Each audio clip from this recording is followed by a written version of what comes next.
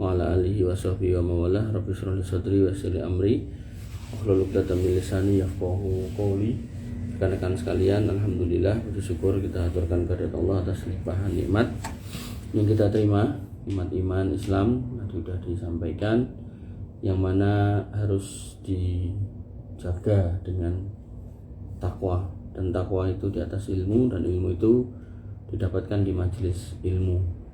Dan tema yang di-request ke saya adalah akhlak kepada sesama muslim. Kalau membicarakan itu luas sebenarnya, tapi kita membicarakan secara umum saja, yaitu bahwasanya kita adalah saudara. Allah Subhanahu wa taala berfirman pada Quran surat Al-Hujurat ayat 10, innamal mu'minuna ikhwatun fa aslihu baina akhwaikum. Sesungguhnya orang-orang yang beriman itu bersaudara, maka damaikanlah di antara saudara kamu itu yang sedang bertikai, kalau ada yang bertikai. Jadi pertikaian dalam Islam itu tidak boleh gitu. Sehingga nanti di dalam Quran surat Al-Imran ayat 103 Allah mengatakan wa atasimu bihablillahi jami'an wa la tafarraqu. Berpegang teguhlah pada tali Allah dan jangan bercerai-berai, jangan berpecah belah. Nah, tali Allah itu Islam, tali Allah itu agama, dan agama itu berporos kepada Al-Quran dan Sunnah. Makanya Nabi mengatakan fa in tanaza'tum fi syai'in farudduhu ila Allah wa rasulih. Kalau kamu ada pertikaian, permasalahan dengan orang lain tentunya, maka kembalikanlah kepada Allah dan Rasulnya. Kepada Allah kita nggak bisa ngobrol dengan Allah secara langsung, nggak ada dialog dengan Allah secara langsung. Artinya kamu nanya terus dijawab, nggak ada. Dengan Rasul kita juga sudah nggak bisa karena Rasul sudah wafat. Maka Nabi mengatakan taraktu fikum amroini, tak tinggalkan dua perkara, lan tadillu ma tamassaktum bima abadan. Kalau kamu pegang dua-duanya itu maka kamu nggak akan sesat, yaitu kitabullah wa sunnati, yaitu Al-Quran dan hadis. Makanya ketika ada masalah kembalikan ke situ, dan ketika sudah kembali ke situ maka orang beriman itu tabiatnya harus tunduk pada Al-Quran dan Sunnah. Nanti ada itu 2 orang atau 3 orang bertikai gitu, manggil saya tengahi, saya kasih tahu nih arahan agama itu gini.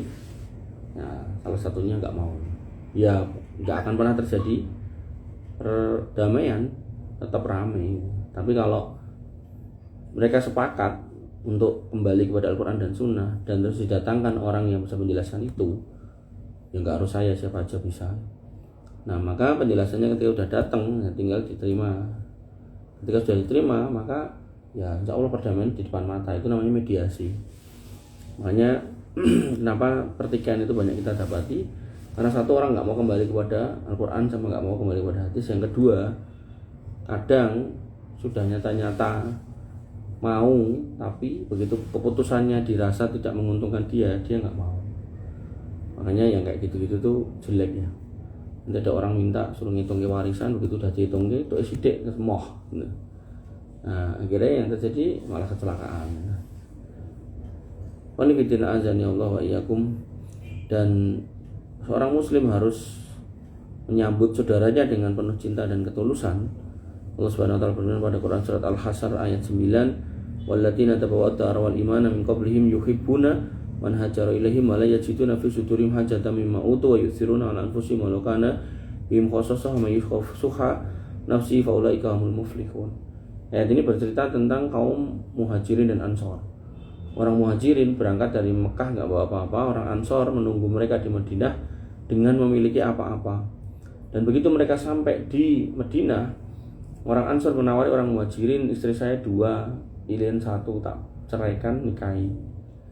Terus kebun saya lebih dari 1, pilihan 1, nanti tak kasih ke kamu. Nah, itu potret bagaimana orang beriman pada waktu itu tuh siap mengorbankan harta yang paling dicintainya, yaitu harta dan bahkan istrinya gitu. Tapi ya apakah orang Muhajirin itu terus kemerangsang itu? Enggak. Mereka justru mengatakan apa ketika ditawari istrinya? Enggak usah. Ketika ditawari kebunnya, enggak usah. Tapi apa yang mereka mau tunjukkan aja pasar, tak golek dewi. Itu nek tak iki ditawari ngono, coba bojo karo lemah. Ditawari es teh wae gelem gitu. Makanya beda kelas kita sama sama beliau-beliau itu beda.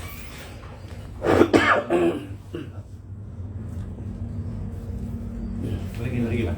Lagi tuh. Pak akan mau lagi. Ya. Sini lagi. Sini.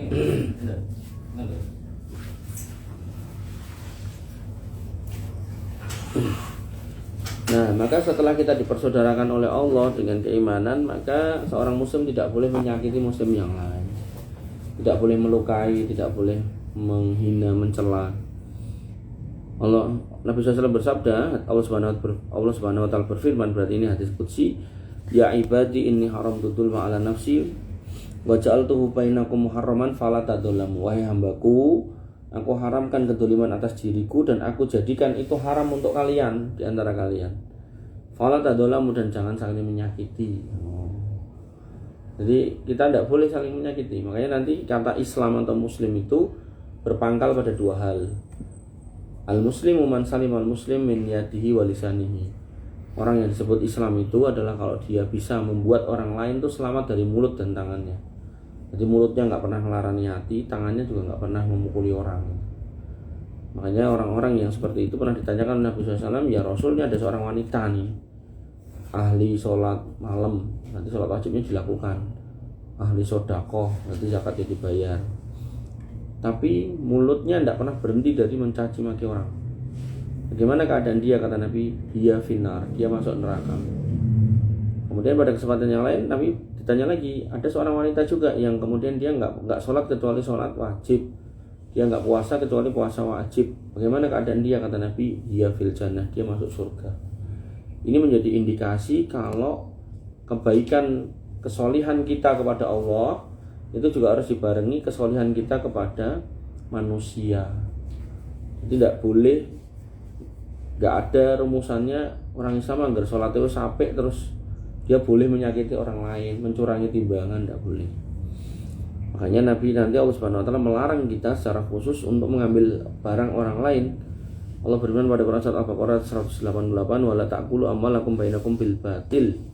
Jangan kamu makan harta kamu, temanmu, saudaramu dengan cara yang batil. Nanti dalam ayat yang lain, batil itu seperti apa? Illa antakuna tijaratan bainakum antaradimikum.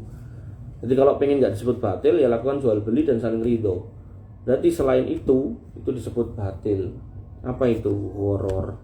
Horor itu apa? Nipu, jual kucing dalam karung, jual HP rusak tapi bilangnya baik, jual mobil kebanjiran bilangnya nggak kebanjiran. Nanti ada juga maisir, judi, nanti juga ada riba, nanti juga ada kedoliman-kedoliman yang lain, nanti juga ada tadlis, penipuan, nanti juga ada pencurangan atas timbangan, macam-macam. Makanya manifidin azani Allah wa iyyakum, ya. Kemudian Allah menyatakan bahwa orang yang dolim, orang yang suka menyakiti orang lain itu akan hancur nanti. Faqati adabirul qaumil ladzina dzalamu walhamdulillahirabbil alamin. Al-An'am ayat 45. Maka binasalah orang-orang yang dolim sampai ke akar-akarnya, dan segala puji bagi Allah Rabb semesta alam. Dan jangan dikira kalau kita cuma nggak boleh mendolimi orang Islam, orang non Muslim pun juga nggak boleh kita dolimi. Jadi jenengan juga harus paham ya, bahwasanya Islam itu tidak membolehkan mendolimi orang lain, bahkan orang non Muslim. Disebutkan dalam sebuah hadis, man dzalama mu'ahadan, siapa yang mendolimi orang kafir mu'ahad yang ada di negeri yang damai, awin taqasahu, atau mengurangi haknya. Jadi misal bos ini di sini punya karyawan non Muslim gitu kan, kok kemudian gajinya dipotong gitu. Au kallafahu fawqa taqati, atau membebani dengan beban yang tidak disanggupi. Udah tahu karyawannya kecil gitu kan, gak kuat ngangkat lebih dari 25 kilo, malah suruh ngangkat 60 kilo gitu kan, sampai punggungnya patah gitu. Au akhadha minhu syai'an bighairi tibi nafsi, atau dia mengambil yang bukan haknya dengan cara yang tidak benar dari karyawan itu tadi. Fa anna hajijuhu yaumil qiyamah, maka aku akan menjadi penentangnya nanti di hari kiamat. Jadi kita sebagai umat Nabi itu pengen ketemu Nabi, berkumpul Nabi, minum dari telaganya Nabi dan mendapat syafaat Nabi. Malah Nabi mengatakan, nek kowe kurang ajar karo wong non muslim sekalipun, nah nanti aku nggak mau dekat-dekat sama kamu, justru kamu jadi musuhku. Nah, tentu kita orang beriman tidak akan mau bermusuhan dengan Rasul. Dan ini ditegaskan lagi pada hadis yang lain, man qatala mu'ahadan lam yarah raihatal jannah. Kok dia mendolimannya sampai membuat orang kafirnya itu mati, Maka Nabi mengatakan, tidak akan kalian cium bau surga. Wa inna rihaha tujadu min masirati arba'ina aman. Sedangkan bau surga itu bisa kamu cium dari jarak 40 tahun perjalanan. 40 tahun perjalanan saya pernah ngitung itu, kalau unta itu 10 km per jam, nanti dikali-kalikan itu 40 tahun, ketemunya itu sekitar, kalau nggak salah itu 17 kali ngubengi bumi. Dan itu jarak yang sangat jauh. Makanya seorang muslim harus hati-hati. Nah, kenapa kita nggak boleh mendolimi orang kafir? Karena Allah membolehkan kita berbuat baik sama orang kafir kalau orang kafir itu nggak menyakiti kita. Allah berfirman pada Quran surat Mumtahanah ayat 8, la yanhakumullahu 'anil ladzina lam yuqatilukum fid din wa lam yukhrijukum min diyarikum an tafarruhum wa tuqsitu ilaihim innallaha yuhibbul muqsitin. Allah tidak melarang kamu untuk berbuat baik dan berlaku adil terhadap orang-orang yang tidak memerangimu karena agama dan tidak pula mengusirmu dari negerimu.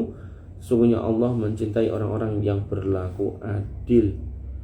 Jadi kita boleh berbuat baik sama tetangga kita, Pak Francisco Saverius misal gitu, boleh selama dia orangnya juga baik. Tapi kalau dia orangnya nggak baik, ya kita nggak usah kemudian berbuat baik sama yang bersangkutan, juga nggak apa-apa. Nah, ikhwan fillah azani Allah wa iyyakum. Dan lebih jauh dari itu, orang-orang yang terdolimi itu doanya dikabulkan, mustajab.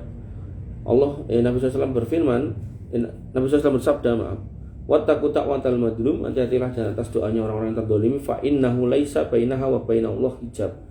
Karena antara dia dengan Allah itu tidak ada penghalang. Jadi doanya tembus langsung.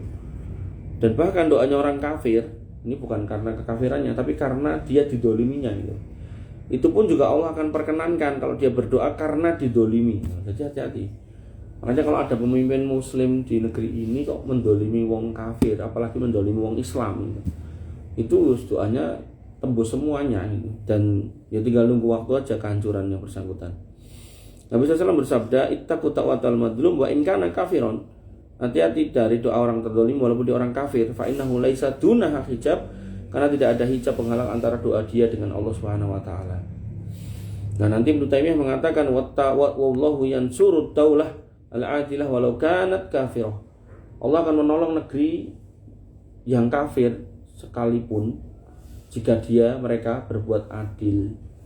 Sebaliknya wa yuhliku daulah ad-dhalimah, dan akan menghancurkan negeri yang dolim walau kanat muslimatan, walaupun itu negeri yang beriman. Makanya kita lihat dari ini, negeri-negeri kafir itu berada di atas kejayaan. Kenapa? Ya mungkin mereka berusaha untuk berbuat yang baik. Makanya kayak di Cina itu orang korupsi kan dihukum mati gitu kan. Di kita orang korupsi hukumannya rendah sekali, makanya terulang-ulang terus. Bahkan tahun 2025 ini duit yang dicolong itu sudah hampir tembus 1.000 triliun. 1.000 triliun itu kalau diambil 100 triliun aja itu bisa buat nyekolahkan semua lulusan SMA dari Aceh sampai Papua dengan SPP 2 juta sampai lulus sarjana. Artinya ya orang-orang itu sedang mendolimi seluruh penduduk Indonesia. Dan bisa jadi itu adalah jenengan-jenengan yang dulu pengen sekolah tapi nggak punya biaya. Artinya kalau mereka itu punya iman atau mengedepankan iman atau memahami kaidah-kaidah ini tadi, nggak berani. Bahkan kita kalau sudah belajar ini nggak akan kita dengar orang korupsi sekian terus dipenjara sekian tahun terus kita ngayal, aku ya mau dipenjara daripada harus kerja nyopir gajinya mung sithik, mending dipenjara dapat sekian miliar. Itu kalau orang beriman itu nggak akan pernah ngomong kayak gitu. Dia tetap akan milih menjalani kehidupan yang penuh perjuangan tapi di atas keimanan dan di atas harta yang halal daripada harus menggunakan atau membawa harta-harta yang haram walaupun jumlahnya banyak. Nggak akan ada kebaikan. Dan sampai levelnya negara sekalipun ya, itu justru akan merusak negeri itu. Makanya Cina itu dulu pernah hancur lebur karena korupsi dari masa ke masa, sampai munculnya sesosok manusia itu sampai yang dia namanya Zhurongzi kalau nggak salah itu, dia sampai mengatakan nanti aku jadi pejabat ya, aku akan minta 100 peti mati, 99 buat ngadai teman saya, satunya buat ngadai saya. Dan benar 99 buat ngadai temennya, karena temennya korupsi dan dia enggak. Dan begitu Cina udah baik, udah mapan, nah dia pergi. Jadi dia nggak pengen apa-apa, dia pengen negeri itu baik. Karena dari masa ke masa tuh hancur Cina itu. Makanya Cina itu negara besar, tapi dulu kalah sama Korea, kalah sama Jepang, kalah sama negara-negara kecil itu, gurem-gurem itu, kalah sama Mongol itu. Tapi sekarang ya ngerti sendiri kayak gitu. Makanya ya Indonesia itu kalau mau hitung-hitungan itu terlalu banyak sebab kita itu harusnya nggak jadi negara yang biasa-biasa. Bahkan kalau kamu dengar atau lihat Qatar, Arab Saudi segala macam, Indonesia itu harusnya lebih dari itu. Nah, kenapa enggak? Kita tuh punya semuanya. Qatar, Saudi itu punya ini apa toh? Cuman minyak sama gas toh. Kita laut punya, apalagi minyak di perut bumi ada, di lautannya ada, di atas bumi itu ada minyak sawit, gitu. Di muka kita juga ada kalau siang minyakan, gitu. Makanya orang Muslim tuh kalau ngeliat Indonesia tuh wah mengerikan. Harusnya nggak ada orang miskin di Indonesia itu. Harusnya orang-orang yang pada nikah itu disubsidi satu orang 500 juta. Bisa harusnya negara kayak gitu kalau mau. Cuman karena nggak mau, karena ada tadi orang-orang yang nyari kepentingan tadi, pengen melanggengkan kekuasaan sedemikian rupa. Ya, oke. Dan itu kalau omongan negara. Tapi kedoliman itu yang di level atas itu berangkat dari yang bawah. Nah, yang bawah ini yang juga harus dibereskan. Kita ini jangan berbuat dolim. Kenapa? Karena Allah mengatakan wa kadzalika nuwalli ba'dad dolimina ba'da bi ba'din. Orang atas itu dolim karena kamu yang di bawah ya dolim. Jadi pemimpin itu buah dari rakyatnya. Tapi kalau anak buah dari orang tuanya. Dan buah nggak akan jatuh jauh dari pohonnya. Makanya kalau pemimpin kita kayak gitulah. Kenapa? Karena rakyatnya modelnya kayak gitu. Dari sisi mana? Banyak sisi mungkin, tapi kita ngomongkan satu sisi aja, yaitu apa? Kata Nabi madlul ghani dzulmun. Orang yang punya duit gak mau bayar utang itu dolim. Nah, pas butuh atau rayu-rayu pinjam dulu 100 kan. Dan ditagih marah-marah kan. Banyak atau kasus kayak gitu. Entah kita jadi korban atau pelakunya, ya kita introspeksi ya. Artinya kalau kemudian kita itu mendolimi orang lain ya jangan jangan diteruskan, harus ditobati. Dan Nabi mengingatkan orang yang tidak membayar hutang itu akan mendatangkan kehancuran. Kata Nabi, man akhadha amwalan nas yuridu ata'aha taullahan. Barang siapa yang kemudian mengambil harta orang lain tapi punya niat pengen mengembalikan, Allah akan mudahkan untuk bayar. Makanya kalau ngutang itu niatnya jangan pengen enggak bayar.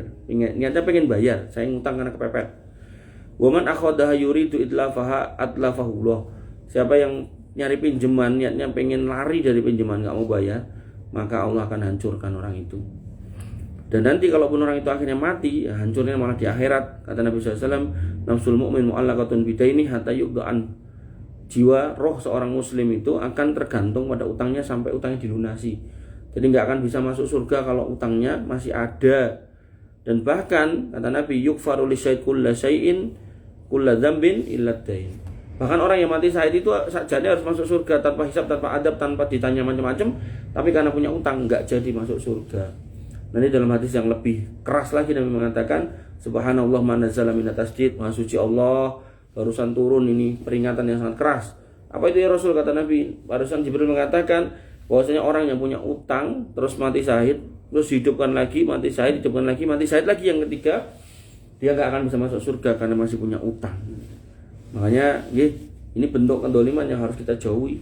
Dan utang itu bikin nggak tenang, tidur yura angler, mangan yura pena, kecuali orangnya udah artinya keras banget ya. Jadi kemana-mana tuh ngutang, semua orang diutang gitu.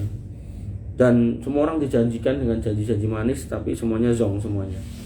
Makanya ikhwan fillah azani Allah wa iyyakum ya, dalam ilmu entrepreneurship itu kan ketika kamu sudah kerja, kamu harus petakan berapa waktu kosongmu. Nah, waktu kosongmu ini gunakan untuk berkarya. Berkarya itu kembali kepada pilihan kita. Dan jenengan misal seneng pertanian, terus di rumah punya tanah, ya tanamlah apa di tanah itu. Dan jenengan seneng perikanan, peternakan, di rumah punya lahan, ya tanamlah atau peliharalah apa yang memang pengen dipelihara. Jenengan seneng komputer IT, gitu, maka di waktu luang itu jangan digunakan buat sekedar nongkrong, hal-hal yang nggak jelas, main gaple dan seterusnya. Maka gunakanlah untuk nyari sampingan dengan IT, mengaktifasi digital marketing, bikin konten, itu kan banyak hal yang perlu diperkaya dari keilmuan kita. Dan pada usia-usia seperti kalian pada umumnya, itu adalah usia yang perlu banyak mengeksplor pengetahuan. Apalagi sekarang AI sak pirang-pirang. Zaman dulu orang kalau nggak pede depan kamera, dia nggak berani bikin video. Sekarang kamu tinggal masukkan prompt, kata perintah, buatkan saya video ini keluar itu videonya, tinggal mau upload gitu kan. Semua idemu itu tuangkan aja, bisa dituangkan dalam buku, tuangkan dalam karya, tuangkan dalam video, narasi.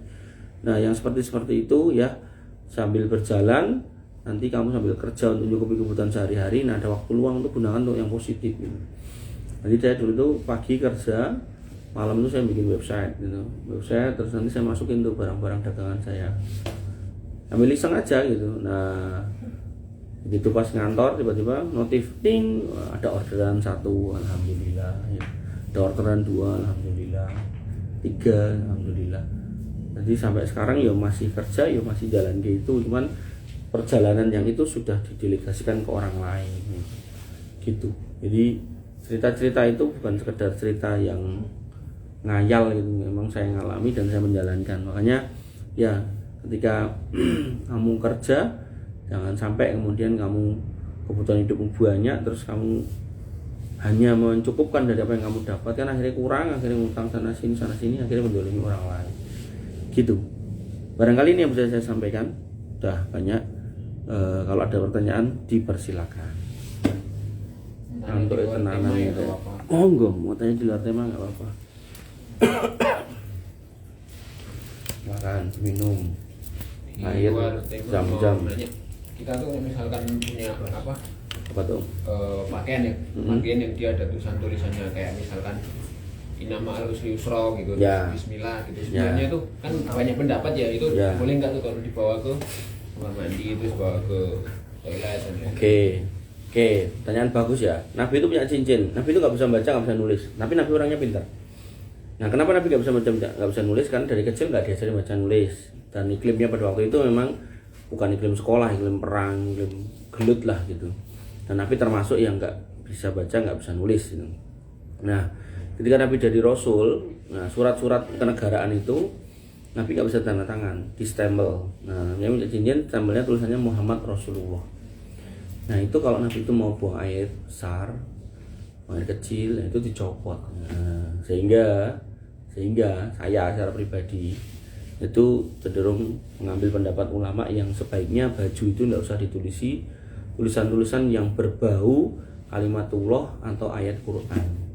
Contoh apa? Inama al-usri yusra itu kan ayat Quran. Nah, sebaiknya jangan. Terus la ilaha illallah itu sebaiknya jangan. Kalau memang kalian punya itu, misal ya kaos makanya aku tanyakan ini aku punya. Oh, mau pakai apa? Kaos. Oh iya, kamu punya kaos itu berarti kan kita mau masuk kamar mandi copot dulu gitu kan. Kalau enggak dobelan. Nah, dia tetap itu kebaca di dalamnya. Makanya kalau ini Quran ya, lebok ke tas, kita mau masuk WC Qurannya keluarin gitu. Tapi ada yang berpendapat kalau misalnya tulisannya enggak Arab enggak masalah gitu. Kalau ya tidak lah, sama aja karena bacanya kan gitu. Makanya kalau misal innama al-usri yusra kan artinya kan setelah kesulitan ada kemudahan, itu kan masih terjemahnya. Maka sebaiknya tulisannya jangan kayak gitu kan. Misalnya mau seperti itu maknanya tapi bukan itu atau keluar dari larangan itu, ya bisa diganti narasinya, misal sing sabar, bar masalah ngolah enek dalan keluar kayak gitu. Jadi diganti narasinya, jangan plek gitu. Karena innama al-usri yusra atau diterjemahkan itu plek gitu. Nah yang plek itu saya kok secara pribadi lebih condong pada ulama yang mengharamkan gitu. Termasuk baju topi la ilaha illallah itu. Kalau kamu mau pakai itu, mau masuk kamar mandi copot taruh luar, satu. Yang kedua, kalau kamu mau cuci jangan dicampur dengan dengan pakaian yang lain. Campur sama baju istrinya yang ada darah haid atau apa, baju anaknya kena ompol itu kan, itu jelek gitu kan. Makanya jangan sampai kita menjadi orang yang bisa marah ketika tulisan-tulisan itu dipakai oleh orang kafir sembarangan. Karena ada itu artis Korea yang belum lama konser, terus ada kalimat Allah di backdropnya itu, terus dulu ada sepatu Nike ada kalimat Allah juga gitu kan. Nah kita bisa protes itu tuh, tapi kita secara tidak langsung, tidak sadar atau tidak paham melakukan hal yang serupa atau semisal atau hampir mirip dengan itu tadi itu. Hanya saya kok nggak menyarankan atau kalau bisa ditinggalkan itu. Termasuk misal ditulis di belakang mobil itu dan jangan tulis misal la ilaha illallah, itu mengko sing ngelapi kocone itu sama nggo nglapi bane padha ora. Nah, padha to kan ibune satu. Kemudian nanti ada orang misal tangannya mungkin ada najis terus nembok kocone kan kita juga bisa nata kan. Nah, tulisan-tulisan yang ini aja yang berbau motivasi tapi tidak diambil dari ayat secara langsung tapi maknanya kembali ke ayat gitu. Misal sing semangat yo atau apalah gitu kan. Itu kan diambil dari nilai-nilai agama juga gitu kan. Sing sabar yo rasa ngebut, hati-hati ning dalan misal gitu kan baik. Tapi kalau langsung ayat, nah tadi saya secara pribadi kok nggak setuju atau lebih condong kepada ulama yang mengharamkan gitu. Monggo yang lain deh. Kalau HP ada Quran aplikasi. ya itu pernah ditanyakan kepada Syekh Fauzan Al Fauzan nggih, HP, TV, komputer, maka hukumnya bukan hukum mushaf tapi kembali ke hukum HP, TV, komputer. Sehingga kalau di HP-mu ada Quran nggih, dan kamu mau masuk kamar mandi ditutup aja aplikasinya, maka itu kembali ke HP. Makanya HP, tablet, komputer itu bisa menjadi solusi buat wanita yang haid dan pengen baca Quran. Tidak apa-apa. Karena larangannya itu kan memegang mushaf. Nah, ini bukan mushaf. Berarti boleh HP tak bawa ke kamar mandi yang ada Qurannya di dalam boleh. Nek maca ning jero itu ora ada itu. Nah itu. Jadi HP-nya enggak apa-apa. Tapi ya bukan terus karena ini enggak dianggap mushaf terus boleh buka di dalam murojaah itu karo ngebom itu ya enggak boleh. Ya, HP notifikasi adzan atau di bawah mandi suara adzan. Nah, itu juga saya enggak cocok. Makanya yang kayak gitu saya enggak cocok. Suara-suara gitu tuh. Nah, Saya ada aplikasi yang mungkin kalau kan waktu suara kan dia suara adzan. nek saya notif sholatnya mau alarm aja dah.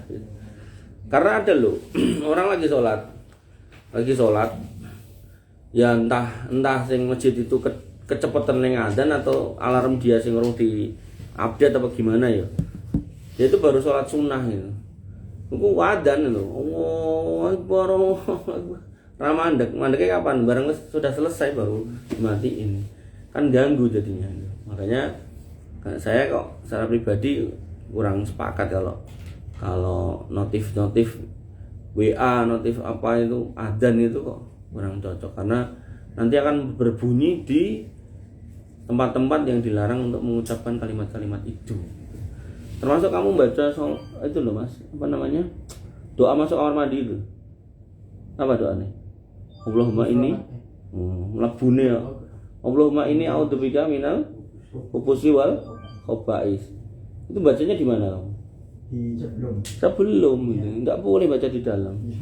Termasuk ghufranaka bacanya di luar bukan di dalam. Itu loh. Ya, jadi kita tuh memuliakan nama Allah tuh sampai pada kondisi mengucapkannya pun enggak sembarangan. Nah, jadi enggak boleh ini. Kalau yang ditanya saya, jawabannya saya kayak gitu dari dulu saya jawabnya gitu terus. Monggo yang lain silakan. Landi. Apa hukum ikut bakar batu? Yang dagingnya campur-campur haram itu nggak boleh semuanya itu ya.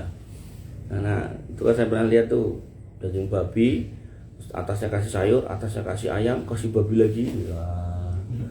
Itu yang dari atas netes ke bawah, yang dari bawah uapnya naik ke atas. Wah, nggak boleh itu ya. Mau makan sayurnya nggak boleh, makan ayamnya nggak boleh, apalagi babinya. Pernah ikut acara gitu-gitu? Mbak benar, katanya orang Papua kau. Beda Pak. Papua pegunungan. Pegunungan. Oh udah Papua kota. Udah pakai steak gitu, steak. Papua versi putih. Dan saya pikir kalau orang Papua yang ke kota, kalau ada pertemuan gitu ya tetap acara begitu tetap ada gitu. Itu masing-masing wilayah beda-beda. Oh beda-beda. Jadi adatnya beda-beda. Oke, jadi nggak semua Papua melakukan itu ya. Oh di Papua tempatmu mungkin pakai wajan gede gitu, campurin satu ya nggak boleh juga. Mbak, bertanya lah Mbak. Soal haid dewan nifas ya boleh. Kalau itu lah beda mazhab kan di Indonesia Syafi'i. Ya. Ada teman dia pakai Hanafi atau Maliki. Nggak apa-apa. Nggak apa-apa. Nggak apa-apa. Madhab 4 itu masih baik. Mazhab yang 4 itu masih baik, Maliki, Hanafi, Hambali, Syafi'i masih baik semuanya, karena ini tuh guru sama murid sebenarnya. Yang nggak ketemu itu Maliki sama Hanafi, itu nggak pernah ketemu. Tapi Imam Syafi'i itu pernah berguru sama Hanafi dan Malik. Dan Imam Hambali itu pernah berguru dengan Imam Syafi'i. Jadi guru sama murid nggak apa-apa. Tapi kalau di luar mazhab itu nggak boleh, gitu kan. Di luar mazhab itu tuh apa? Syiah itu nggak boleh. Kalau di dalam mazhab ini nggak apa-apa. Cuman kadang orang ngakunya mazhab kui tapi nggak konsisten. Mazhab Syafi'i, mas, nek pengen ngerti loh mas, mengharamkan musik. Tapi orang yang aku Syafi'iyah gitu kan, malah jadi bos sound horek gitu kan. Nah, aku ini Syafi'iyah, gitu kan. Dia malah ngopeni sound horek gitu. Itu contoh. Banyak sebenarnya pelanggaran-pelanggaran orang yang ngaku mazhab Syafi'iyah tapi tidak menjalankan mazhab Syafi'inya. Tapi ya sudahlah, itu dinamika dalam berkehidupan. Gitu. Hanafi, Maliki. Saya ngajar fikih di beberapa masjid itu pakai kitab-kitab fikih Syafi'i, karena ya kita itu di kultur Syafi'iyah, jadi bawa kitab Hambali ya nanti malah bingung ke orang. Ada Safinatun Najah, ada Sulamut Taufik.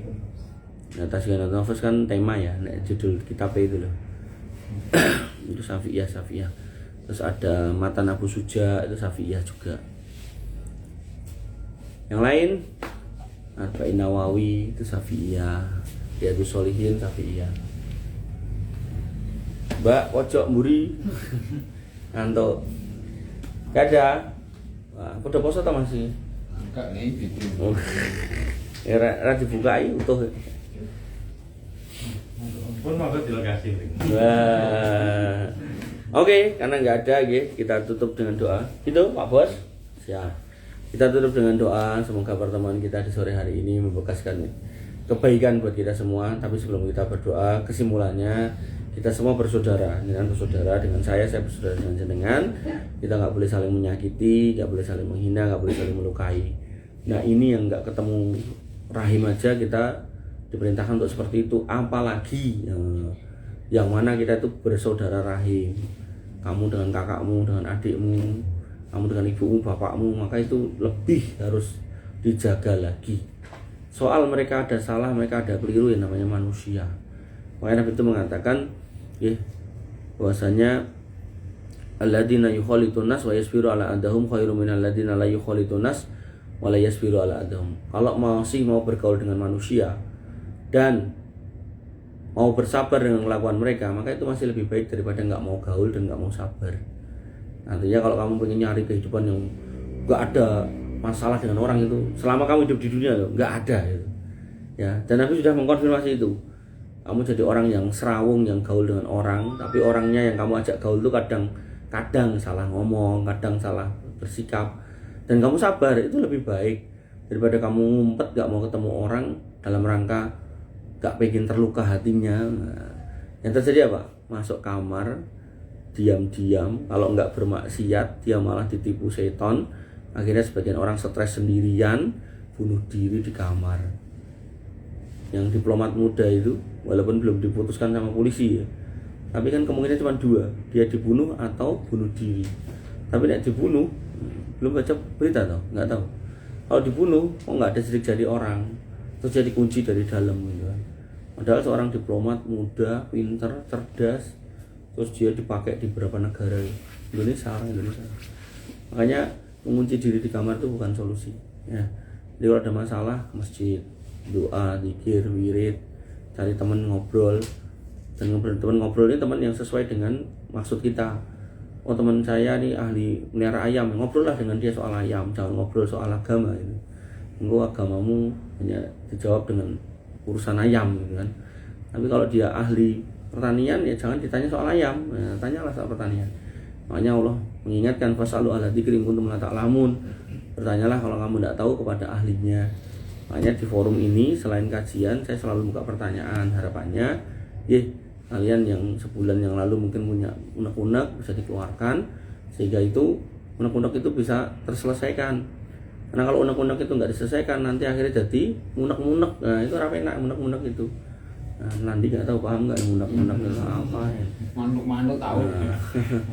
gitu ya. Jadi jangan sampai itu jadi beban, kok pikir itu kan akhirnya stres, mobil nggak fokus, jangan ya. Nah, jadi harus benar-benar di refresh lagi imannya sebulan sekali, seminggu sekali dengan Jumatan, cukup-cukup dengan tambah di majelis ilmu di sekitar kampung. Dan di sini bonusnya, alhamdulillah punya tempat kerja yang mengakomodir charging iman, charging iman, di charging perut gitu kan. Maka ini harus kita syukuri bersama. Baik teman-teman yang dirahmati Allah, kita tutup dengan doa. Bismillahirrahmanirrahim. Alhamdulillahirabbil alamin. Hamdan syakirin, hamdan naimin, hamdan yuafi ni'amahu wa yukafi mazidah. Ya Rabbana lakal hamdu kama yanbaghi li jalalika wa azimi sultanik. Rabbana lakal hamdu anta nurus samawati wal ardi wa man fina wa lakal hamdu. La ilaha illa anta subhanaka inna kunna minadh dhalimin. Wa illam taghfir lana wa tarhamna lanakunanna minal khasirin. Allahumma ighfir lil muslimina wal muslimat wal mu'minina wal mu'minat al ahya'i minhum wal amwat innaka sami'un qaribun mujibud da'wat wa yaqdil hajat. Rabbana zalamna anfusana wa illam taghfir lana wa tarhamna lanakunanna minal khasirin. Rabbana ighfir lana dzunubana wa liwalidina warhamhum kama rabbana shighara. Allahumma ighfir lahum warhamhum wa afihim wa'fu anhum wa akrim nuzulahum wa wasi' madkhalahum waghsilhum bil ma'i wassalji wal barad. Allahumma taqabbal minna siyamana wa qiyamana wa ruku'ana wa sujudana wa takhassu'ana wa tadarru'ana. La ilaha illa anta subhanaka inna kunna minadh dhalimin wa illam taghfir lana wa tarhamna lanakunanna minal khasirin. Allahumma inna nas'aluka al-huda wa tuqa wal afafa wal ghina. Allahumma inna nas'aluka ilman nafi'an wa rizqan thayyiban wa amalan mutaqabbalan. Rabbana atina fid dunya hasanah wa fil akhirati hasanah wa qina adzabannar wa qina adzabannar wa qina adzabannar. Wa akhiru ta'wana alhamdulillahirabbil alamin. Wa sallallahu ala nabiyyina Muhammadin wa ala alihi wa sahbihi wasallam ajmain. Walhamdulillahirabbil alamin. Assalamualaikum warahmatullahi wabarakatuh.